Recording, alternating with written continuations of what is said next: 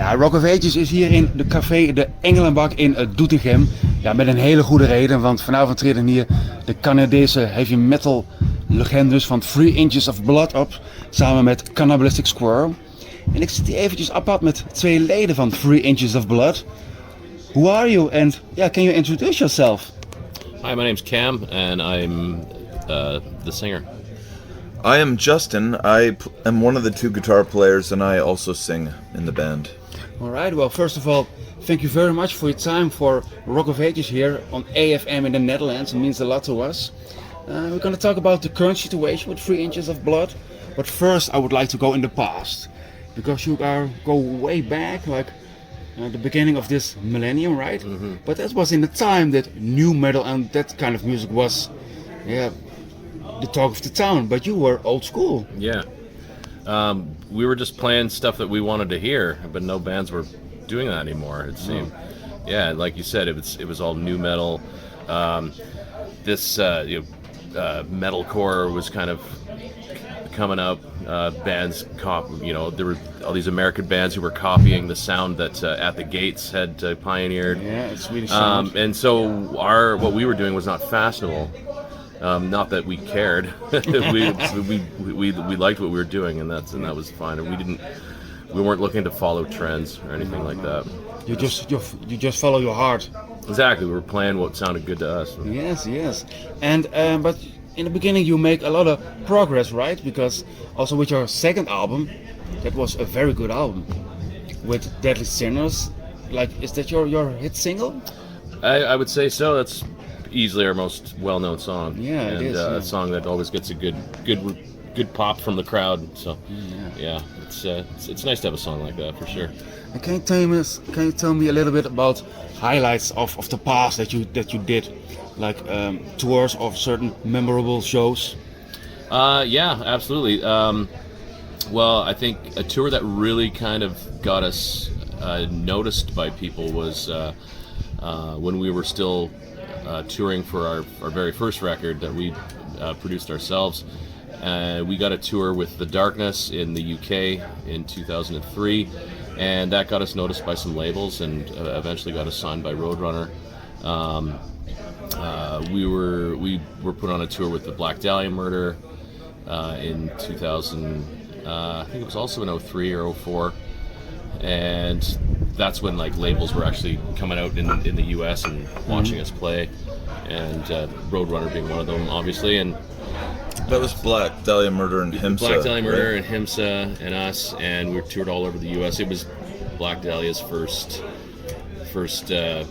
real foray, and while they were promoting their first album on Metal Blade, and now we became very good friends with them after that tour. So it helps you're getting new fans, but you're also meeting new friends as well. Yeah, that's about when you tour the world, you see a lot of people. So exactly, and you keep seeing them again and again over the years, even with this tour. Or these shows that we've been doing since we got back together last year, running into old friends who I haven't seen in a long time. Just having people from other bands that are reaching out saying, "Hey, haven't seen you guys in a while, but it's great that you guys are back on the road." So yeah, how does it come that you guys were coming back together again? What's the motivation to reinvent 3 Inches of Blood? Well, I actually approached Cam one day and just was like, would you be interested in possibly jamming, consider getting the band back together, maybe just to jam and hang out and run through the songs. And we that's how it kind of started. We all got in touch about that after that, and we jammed a few times and it was great, and a lot of great memories came back, and we really missed the songs that we were playing. And then basically we just kind of thought about doing one show, and one off show, and that's just one show, and we sort of teased the idea. We kind of announced it obscurely on our social media channel, and it really kicked it off in a high gear, and one show turned into 3 shows, and then like the snowball effect that it's become. We've just been pretty active since then. You know, getting a lot of offers to play shows, and it's been great. But did you expect that it's had such a success again? I didn't expect this. No, I don't think I didn't know. No, because you were like a big name, but like for like a decade you were like out of the picture. Yeah, I mean that's just it. Like we had no imagination. We couldn't imagine it being as big as has become. Yeah. But we were excited to just do one show, and I remember when we were talking about it, we're like, yeah, we'll see who shows. You know, we'll see who comes. You know, we haven't been around in a long time, so you know, hopefully a few people remember who we are. Yeah. And when we announced the show, our promoter basically got in touch with us and was like, you guys should do another show because that show sold out. And then we did a third show because of the second show, and then of course it's like, you know, the people heard about it, and it's been great ever since then. Yeah. You know? It's not that did you scratch your head like, okay, this is gonna be very good now? Yeah, and Like, we're loving every minute of it. I mean, Yeah. we're so happy to be back, and like Cam said, we've reconnected with a lot of old friends. Yes. We're in a much healthier place than we were last time. And I just, you know, we're just stoked to be here. We're stoked to, you know, to bring new life to these songs, and you know, a lot of people that are coming to our shows have seen us before. Some people that are coming to our shows are bringing their kids to the shows. Yeah, you see like generations of fans now.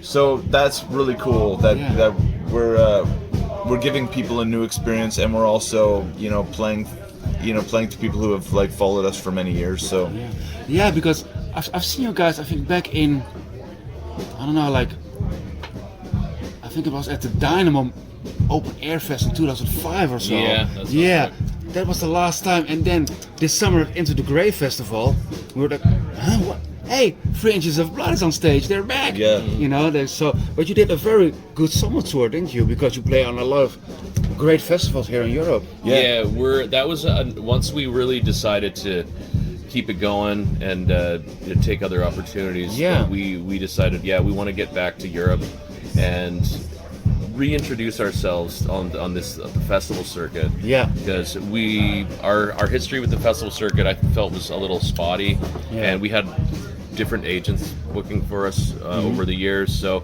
we didn't have a lot of consistency in that respect. No.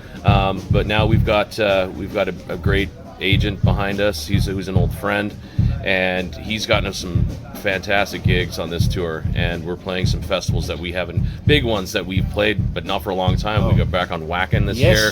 The center of heavy metal. Summer Breeze, Yeah. and ones that we'd wanted to be on, like Alcatraz and Brutal Assault. Yeah. Into the Grave was a really cool festival, and that being our first show back in Europe and being in the Netherlands, so that was really special. Yeah, so in a short period of time you reach a lot of people on those festivals. Exactly. Yeah, Bloodstock too. Yeah. Like, Yeah, and Bloodstock. what a blast. Yeah, that was our first UK show since we did Bloodstock in 2013. Oh, really? Yeah. Yes. So there was the amount of home. exactly. The amount of exposure has been great, and likewise all the club shows we've done have been fantastic. Yeah. And how was Wacken? Because the weather there was pretty shitty. Oh, it was shit. It was shit. Yeah. The show was I saw great. footage like, oh god. The people who came out to our stage were there, and they came out in big numbers. Yeah. And they braved the rain. The rain was only getting worse. While Yeah, we were hats playing. off to those guys. Like Yeah. those guys, like, you know, when we played, like it was beyond muddy at that point. Yeah. And Yeah, by muddy, the time we played, like it was just like it was pouring so hard, and like, you know, everyone that was watching us endured a full day of just, you know, trekking through the mud. Yeah, So like like they're diehards through and through. They're true like, metal warriors. True Yeah. metal warriors. Yes. I like the utmost respect to all of them for enduring that. Our backstage after we were done was almost totally flooded. Really? Yeah, even just in the 1 hour we played, the water had risen so much in And you that come time. back like, whoa, holy Yeah, hell, and, man, what's and this? we Yeah. most of us did not have proper footwear. No. So it was a pretty arduous day. Yeah. But the show made it worth it. It was great. We had a lot of fun. And you also play at Hellfest, right? Yes, that's right. I've seen the live broadcasting from Hellfest. Yeah, That was also insane. it was hell. Like Yeah. the weather was just absolutely. It was so hot. It was cooler outside than it was inside the tent we Really? played. All the heat was trapped inside Oh, the tent. God. Yeah. But it was full. again, it was massive crowd, a lot of fun. But we did our best. Yeah, you did. Yeah. I think you make a very good comeback here in Europe this year. I Very think good. so. Yeah, Yes. we've kind of replanted the seed, Yeah, and you really did, and hopefully people are going to start to take notice again, Yeah. and that'll just lead to bigger and better things. It's definitely we're definitely inspired by the reception and the reactions of the crowd since we've been back. That gives you energy. It gives us a lot of energy. Yeah. We're it's definitely giving us new life. We feel really good. It's been just an amazing opportunity again, and it's definitely inspiring us to to keep striking while the iron's hot. That's you pick your momentum again. Yeah. Because your last studio album is like 2012, isn't it? That's right. So, are there already ideas for new music? Yes. Yeah. We've got some ideas bouncing around. So after this tour's done, we don't have much going on with shows for the rest of the year. So we'll have an opportunity to get together and create some more songs. And how does a good 3 inches of blood compositions? How do you make a good song? What's the foundation for good music for you guys? We don't really have a formula. No?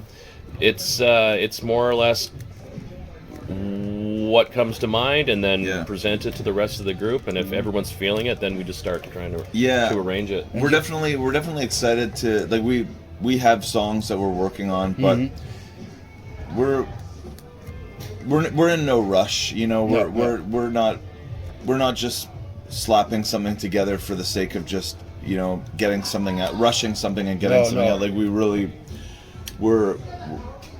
we're taking our time. We're working on we're working on the songs passionately, but we're not. We want it to be perfect. We want it to be just right. So there's no a record company who says before the end of the year the album. That's one of the great things about our situation right now is we're in no rush. We don't have anyone telling us that.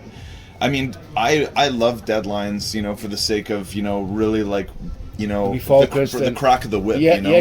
But I don't think that a deadline would necessarily work for our situation because, like you said, we haven't been back. The last album was released in 2012. It was recorded before that, obviously. But I mean, we don't want this to be rushed. We want it to be just perfect. So, and that's one of the great things. We don't have that pressure lingering over us that we need to get something out right this second. So.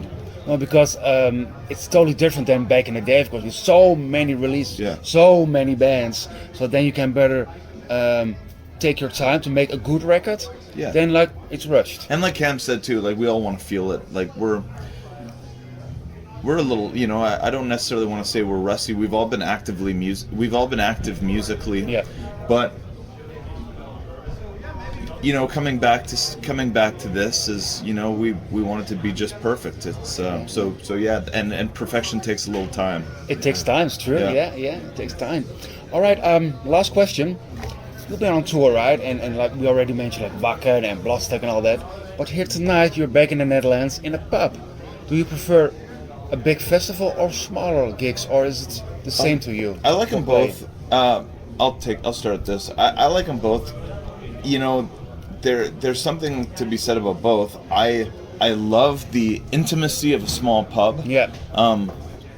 There's something very, especially today, everyone here is super fucking cool. Yeah. Everyone's really nice. It's a beautiful pub. We're sitting in this garden outside of the pub right now. It's a lovely day. There's a cute cat wandering around the grounds here, which we've been which I'm dying to pet as soon as this interview's over. But I mean, one of the cool things about pubs is like you meet the band. Like we get a chance to meet the fans. It's a little bit more of an intimate interaction with everyone. You know, we get to have a beer with everyone, and we get to. We provide more of a closer experience than say one would see at a festival. If you don't manage to get the right spot in time, you might be stuck in the nosebleeds or something. But at the same time, one of the things about playing a festival is there's a certain rush of adrenaline when you see a massive crowd. Like, you hear the crowd roar and you go on stage. You get it. It's a different type of adrenaline, but there's something equally yet different about the die-hard blood and sweat that you get from a fucking tight pub crowd too.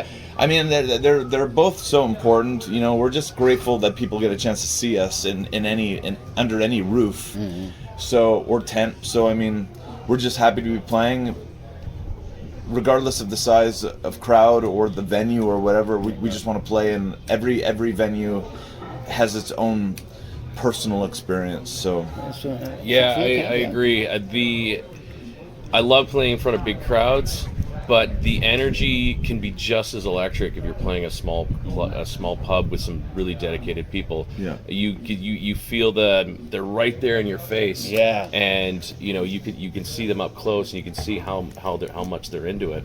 So we can play just as good of a show regardless of like how big the crowd is. It's all about how enthusiastic the crowd is. That's all that matters, because when they're giving your energy, you give them energy. It's like you give each other energy, and that's what it is. It's a symbiotic relationship. That's what I mean.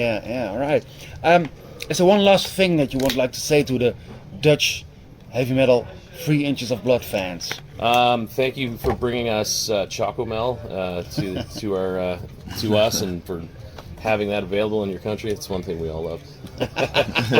but no, seriously, this, not just to the Dutch fans, but for everyone over here in Europe. It's been a great time coming back and kind of rediscovering what it's like to tour over here. Part of the fun of touring is also getting to explore the cities that you're in, because we haven't been here in so long. It's like it feels so. I'm so grateful to have the opportunity to come back and kind of re-explore places that I've enjoyed at before, but also new places that I've never been to as well. And I think that goes likewise for the rest of the guys. Yes.